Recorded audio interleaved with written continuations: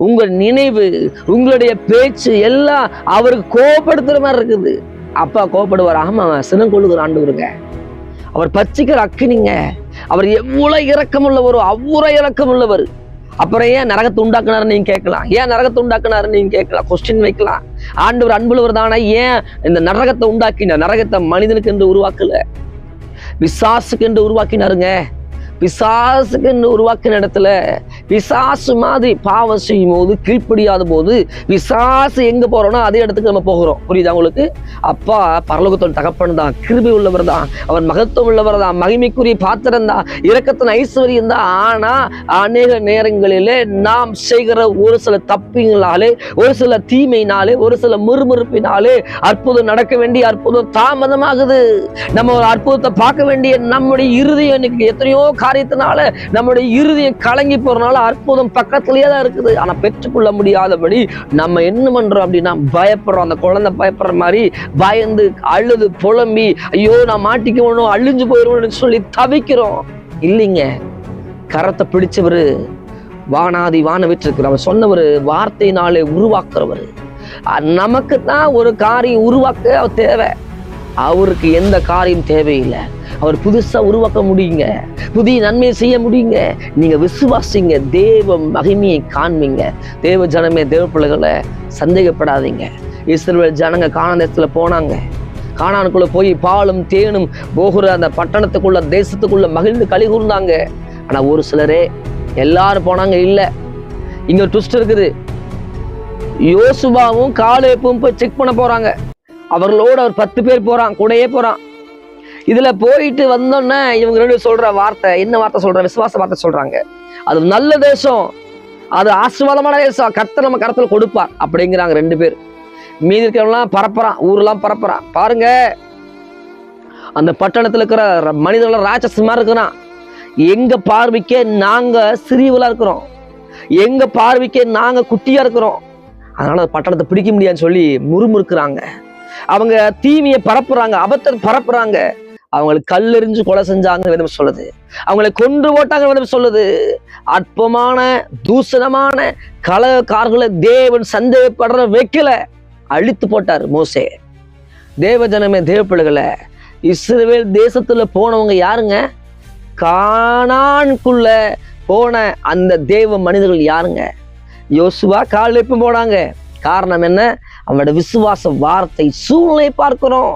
இன்னைக்கு ஒரு சூழ்நிலை ஒரு தண்ணீருக்குள்ள தத்தளிக்கிறது போல இருக்கலாம், அவன் சூழ்நிலை ஏதோ ஒரு மூழ்கி போற நிலைமையா இருக்கலாம், அவன் சூழ்நிலை ஏதோ ஒரு பயப்படுத்ததா இருக்கலாம், ஏதோ ஒரு காரியத்தினால முடங்கி கண்டு கொண்டிருக்கலாம். தேவ ஜனமே, தேவ பிள்ளைகளை, இந்த வேத வசனம் கண்டு சொல்லுதுன்னா, நான் உன்னை விட்டு விலகுவதில்லை, நான் உன்னை கைவிடுவதில்லை.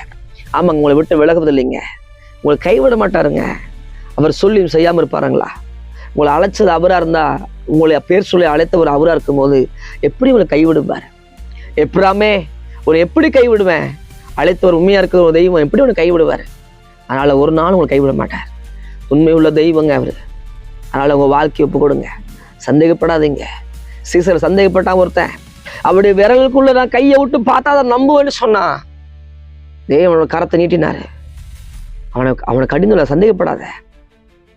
அற்ப விசுவாச சந்தேகப்படுறா கேட்பார். அப்படிதான் எங்க அநேக நேரங்கள்ல அற்ப விசுவாசியோடு அற்ப விசுவாசியா இருக்கிறோம் நம்ம. தேவ ஜனமே, தேவ பிள்ளைகளை, விசுவாசிங்க. தேவ மகிமையை காணணும்னா விசுவாசத்தால் மாத்திரமே அற்புதங்களை பார்க்க முடியும். இன்னைக்கு நீ செய்ய வேண்டியது ஒரே ஒரு காரியம். சூழ்நிலை ஒன்றுமில்லை, சூழ்நிலை கடினமா இருக்கலாம், உன்னை எல்லா தோல்வியை போல் இருந்து கொண்டிருக்கலாம், உனக்குள்ள இருக்கிற பயத்தின் ஆவி, உனக்குள்ள இருக்கிற இரிட்டேட்டின் ஆவி, உனக்குள்ள இருக்கிற டிப்ரெஷன் ஆவி உன்னை பயபுறுத்தி உன்னை ஒடுக்கி கொண்டிருக்கலாம். சத்தத்துக்கு இடம் கொடுக்காத, அந்த பிசாசு சத்தத்துக்கு இடம் கொடுக்காத, அந்த பிசாசு பேச சத்தத்துக்கு இடம் கொடுக்காத, உனக்குள்ள பேசுகிற மனுஷிகமான வார்த்தைக்கு இடம் கொடுக்காத. தேவன் சொல்லுகிற வார்த்தை, நான் உன்னை விட்டு விலகுவதில்லை, நான் உன்னை கைவிடுவதில்லை. அவர் உங்களை கைவிட மாட்டார். அவர் சொன்னால் சொன்னதுதான் நிச்சயமாகவே முடிவுண்டு. ஒரு நம்பிக்கை வீண்பகாது. கைகளை வைத்து சொல்லுங்க, ஆண்டவரை நம்புறேன்னு சொல்லுங்க. பரிசுத்த நல்ல பிதாவே, வெளியேற் பெற்ற உங்க கிருபை தயவு இந்த வேளையில் இறங்கமடிச்சு வைக்கிறப்பா. ஆண்டவரே, நன்மையும் கிருபையும் தொடர்ந்து வருவதாக. வெளியேற் பெற்ற உங்க ரத்த நாளங்களை கழுவி சுத்திகரியும். சந்தேகப்பட்ட அந்த இஸ்ரவேல் ஜனங்க எப்படி இருந்தார்களோ, சீசர்கள் எப்படி இருந்தார்களோ, அதே போல அடிக்கடி வருகிற குழப்பங்கள், பயங்கள், திகில்கள் எங்களை விட்டு வெளியேறட்டும். ஆண்டவரே, ஆபிரகாமுக்கு தேவன் சந்ததியை கொடுத்தீர், ஒரு பிள்ளையை கொடுக்கல, சந்ததியை கொடுத்தீங்க.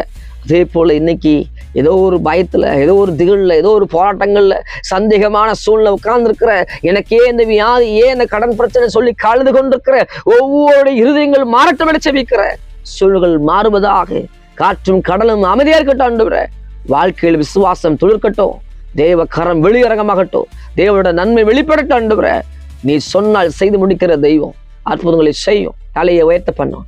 நாசனாக இயேசு சாமி மூலம் நாங்கள் ஜெபம் பண்ணி ஜெயங்கொழுகுறோம் நல்ல பிதாவே. ஆமென், ஆமென், ஆமென், ஆமென். நிச்சயமா முடிவுண்டு. God bless you. Praise the Lord.